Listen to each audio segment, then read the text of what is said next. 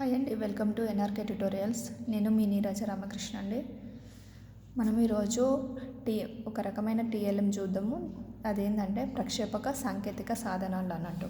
మనకి ఇక్కడ ప్రక్షేపక అంటే ఏంటంటే మనం ఏదైతే చూడవలసింది ఉంటుందో దాన్ని మనం లెన్స్ సహాయంతో ప్రదర్శించవలసిన చిత్రాలను తెరపై పెద్దగా చేసి చూపించేదే ప్రక్షేపిత ఉపకరణాలు అన్నట్టు. ఓకే, అంటే మనం చూపించవలసినదే చాలా పెద్దగా చేసి చూపిస్తుంది అన్నట్టు మనకు ఇవి. ఓకే, దీంట్లో ఏముంటాయంటే స్లైడ్ ప్రొజెక్టర్ కానీ, ఫిల్మ్ స్ట్రిప్ ప్రొజెక్టర్ కానీ, ఓవర్ హెడ్ ప్రొజెక్టర్ కానీ, ఎపిడైస్కోప్ కానీ ఉంటుంది అన్నట్టు. ఓకే, దాంట్లో మనము ఫస్ట్ చూసినట్టయితే స్లైడ్ ప్రొజెక్టర్. ఇక్కడ మనము వేటిని యూజ్ చేస్తామంటే స్లైడ్స్ని యూజ్ చేసి మనం చూడవలసిన ఐటెంను తెరపైన పెద్దగా చేసి చూపిస్తుంది అన్నట్టు. మనం స్లైడ్ పైన ప్రిపేర్ చేసినది. ఓకే, ఇక్కడ మనం విద్యార్థులందరూ ఒకేసారి చూడవచ్చు స్లైడ్ ప్రొజెక్టర్ని. దీన్ని యూజ్ చేసడం కూడా చాలా తేలిక అన్నట్టు. దీంట్లో లోపాలు వచ్చేసి స్లైడ్లను తయారు చేయడం కష్టంతో కూడుకున్న పని. దీనిని ఉపయోగించేటప్పుడు గదిని మొత్తం చీకటి చేయాలన్నట్టు. ఓకే, నెక్స్ట్ వన్ టీఎల్ఎం వచ్చేసి film strip projector.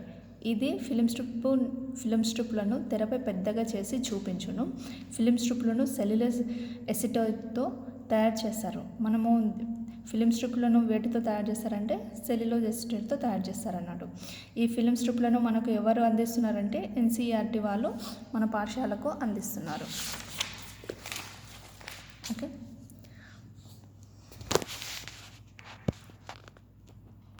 Next one వచ్చేసి ఓవర్ హెడ్ ప్రొజెక్టర్ అన్నట్టు. ఇక్కడ ఓవర్ హెడ్ ప్రొజెక్టర్ని ఇంకో పేరు ఏమంటారంటే లెక్చర్ టేబుల్ ప్రొజెక్టర్ అని కూడా అంటారు. దీనిపైన మనము ఎలా చూపిస్తామంటే ఇదొక పారదర్శక షీటును ట్రాన్స్పరెన్సీని ప్రదర్శించడానికి తోడ్పడును. ఇది ఎంత సైజులో ఉంటుందంటే మనకు 25 చదరపు సెంటీమీటర్ల సైజు ఉంటుంది మనకి ఇక్కడ షీట్ అనేది. ఈ షీటుపై ప్రదర్శించవలసిన బొమ్మను కానీ ముఖ్యమైన అంశాలను కానీ రాయాలి. ఓకే, దీనికోసం ఫెల్డ్ టిప్డ్ పెన్సిల్ని ఒక ప్రత్యేక ఓహెచ్పి పెన్సిల్ కానీ వాడాలి. మనము ఆ స్లైడ్ పైన యూజ్ చేసే పెన్ ఎట్లా ఉంటుందంటే ఫెల్డ్ టిప్డ్ పెన్ అన్నట్టు. ఓకే, ఇప్పుడు ఈ ట్రాన్స్పరెంట్ షీట్ను ఓహెచ్పి ద్వారా ఉపాధ్యాయుడి తలపై భాగం నుండి తెరపై పెద్దగా ప్రక్షేపించి చూపించవచ్చు. దీనివల్ల యూజెస్ ఏంటంటే ఉపాధ్యాయుడు తన కుర్చీలో కూర్చుని ఈ యంత్రంను పనిచేయించవచ్చు. విద్యార్థులను చూస్తూ ఉపాధ్యాయుడు బోధించవచ్చు.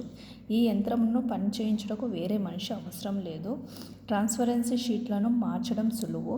విద్యార్థులను చూసిన విధంగా ఉపాధ్యాయుడు చూడవచ్చు.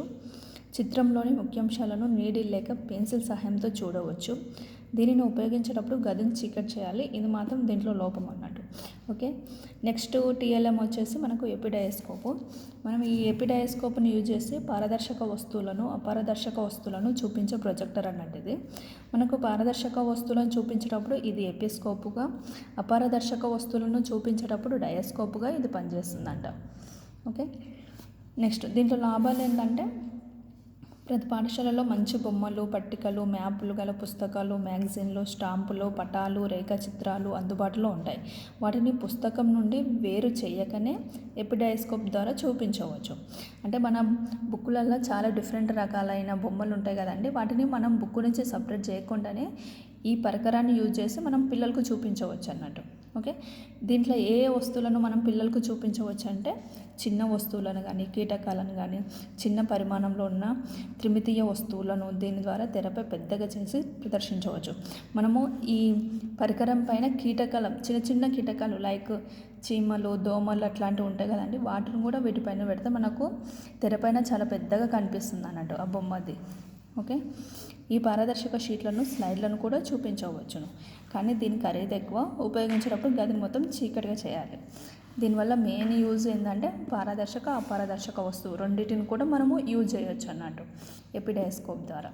ఓకే అండి, మీకు ఈ వీడియో కానీ నచ్చినట్లయితే లైక్ చేయండి, షేర్ చేయండి, మరియు నా ఛానల్ని సబ్స్క్రైబ్ చేసుకోండి. Thank you.